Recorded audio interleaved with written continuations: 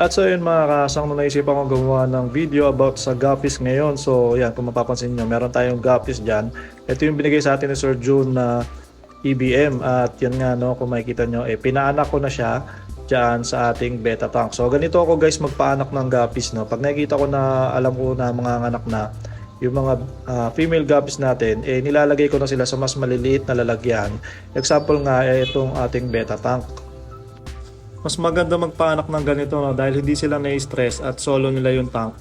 Though maliit lang yan, kaya naman nila mabuhay dyan. Tsaka mabilis lang yan, no, pag nilipat nyo dyan, mga 1 to 2 days lang, mga anak na sila. So after nya mga anak, kukunin ko na ulit yan at ibabalik ko na ulit yung ating female breeder doon sa kung saan nakalagay yung mga breeders natin. So ganun kabilis lang yun. So yun mga kasang, no, may bumili sa akin ng guppies na Electric Blue Moscow. Si Dr. Marv Robin, yun, maraming salamat kay Dr. Marv Robin at lagi nakasuporta sa atin yan. So ayun, sabi ko sa kanya na may papakita ko sa kanya na HB Blue na baka okay na yung size. So ito nga, at kukuha ko ngayon ng HB Blue at titignan ko kung meron malaki kasi parang may nakita ko dito kanina na malaki na pwede na siyang ibenta. Juby size pa lang siya, no? Hindi pa siya yung talagang full grown, pero pwede na natin siya ibenta. So ayun nga pala, no, binalik ko na nga pala dito yung female natin na pinaanak ng nakaraan. Andiyan na siya ulit ngayon kasama ng mga breeders natin. Tapos yun, kung mapapansin nyo, may mga ano na rin, may mga fry din dyan. Hindi yan yung inanak nun, yan yung unang batch pa doon sa isang female. Tapos ayun na rin yung update natin sa ating mga blue pandas, no. Mas mabilis talaga silang lumaki pag mas malaking lalagyan at pag outdoor na ganito. Hindi ko alam, no, kung bakit. Kasi minsan nilalagay ko sila sa aquarium, medyo mabagal pa rin sila lumaki. Mas okay yata yung ganito setup natin. So yun, pipili nga ako dito ng malaki, no, dahil may nakita ko nyo parang 2 pairs o siguro mga 5 piraso to na nakita ko na malalaki na. Dahil kung maalala nyo, no, 2 batch to ng HB Blue at pinagsama ko na lang din sila, no, kasi mabilis lang naman yung yung pagitan nila, parang 1 o 2 weeks lang. So pinagsama ko na lang dyan. Tapos medyo ang tagal nila lumaki, parang nabansot kasi ito nung nasa aquarium lang sila. Pero nung nilagay ko dito, yun nga, naglaki na sila agad. So ayan, may nahuli tayo dito na female na HB Blue. Napakaganda nitong HB Blue line na to, no.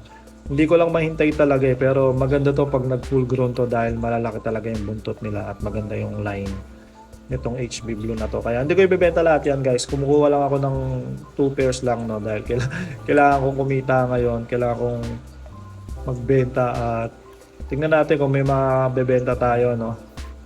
Yung nga pala, no, sa mga nag-aaral pa lang mag-guppies ngayon at magbenta ngayon, tansyahan lang naman yan guys. Wala namang standard talaga kung ganong kalaki.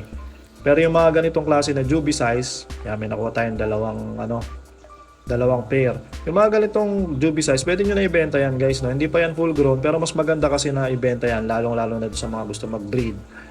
Maganda kasi talaga na magsimula doon sa Juby size, no? Kasi pag kumuha ka ng mga breeder size, yung mga nanganak na, minsan ang tagal na ulit mag-drop yan, Pero yung mga ganito kalalaki pa lang, yan talaga yung masisipag na mga anak. So yun lang yung maganda talaga na may papayo ko ngayon. Maambon na. At mawa-water change na naman itong ating mga tabs. At ayun na nga, no, gaya ng sinabi ko sa inyo kanina, no, tip lang para do sa mga magsisimula mag-breed ng guppies o naisip rin nyo mag-breed ng guppies para makabenta din. Kung bibili kayo ng inyong mga breeding material, wag masyado yung matatanda na, no, kasi kagaya niyan, itong AFR ko na to, siguro almost 1 year old na tong mga to. At yun, sinubukan ko lang sila ihiwalay, no, kinuha ko yan sa farm tapos nilagay ko dito. Pero kahit minsan hindi yan nag-drop. Nag-drop sa akin yan mga 2 beses yata. Tig-isang beses tong 2 female na to. Tapos after nun, hindi na sila nasundan. So ilang buwan na rin yung hinihintay ko. At sa tingin ko dapat siguro magpalit na ako ng male o kailangan magpalit na ako ng pares. Kasi medyo matanda na to. So yun nga yung sinasabi ko sa inyo kanina, no. Kung sakaling magsisimula kayo mag-breed, pumili kayo yung mga Juby size. Though hindi pa yun magbe-breed agad o pa-breed pa lang sila, mas maganda yun. Mas maganda talaga mag-breed na Juby size yung sisimulan nyo. So ayun, lalagay na natin itong mga fry na to dito sa kasama ng mga ng mga nanay tatay nila dyan. Pero tatanggalin ko rin yung mga breeders niyan. Kasi mas mabilis talaga na na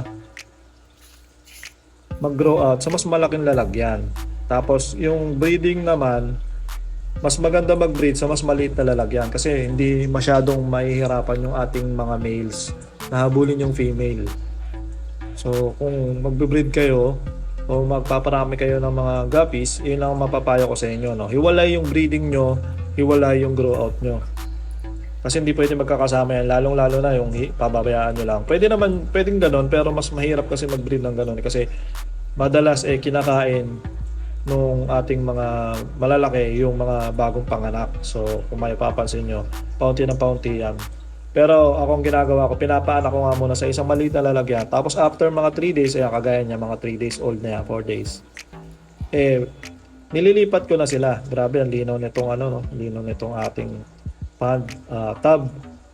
Na hindi ko to wina-water change guys, no? Ang sikreto lang talaga dyan ay yung lupa at saka yung ating mga halaman. So ito nga ginawa ko to para sa ating grow out tub ng ating mga guppies. Ito nilagyan ko lang to ng 2 pairs kasi wala pa akong mailagay na i-grow out dyan. Pero ngayon meron ng mga grow out dyan, meron na ako papalakin dyan ng mga fry. So yung dalawang pares natin dyan ililipat ko na sa mas maliit na lalagyan sa aquarium muna para doon sila mag-breed. Tapos yun, ang ganda talaga nito, no? Guys, hindi ko to wina-water change simula nung ginawa natin to. Kung masimulan nyo yung video nito, hindi ko na wina-water change yan ever since, pero ganyan kalinaw na siya. At yun, sa mga magsusubok din ng ganitong klaseng no, importante talaga halaman tsaka yung lupa, yun lang. Tapos kahit hindi nyo na yung water change yan, pero mas maganda kung nauulanan siya para pag umulan yun na yung mismong water change nyo. Tapos hindi naman yan lalamukin, as long as may isda hindi yan lalamukin. Tapos ayun, kung may mga palaka dyan sa inyo, tingnan nyo na lang, no, kasi yun lang, posibleng pamahayan ng palakayan. Pag nakita ng palaka, sabi, uy, sarap dito mga itlog. Ang linis ng tubig.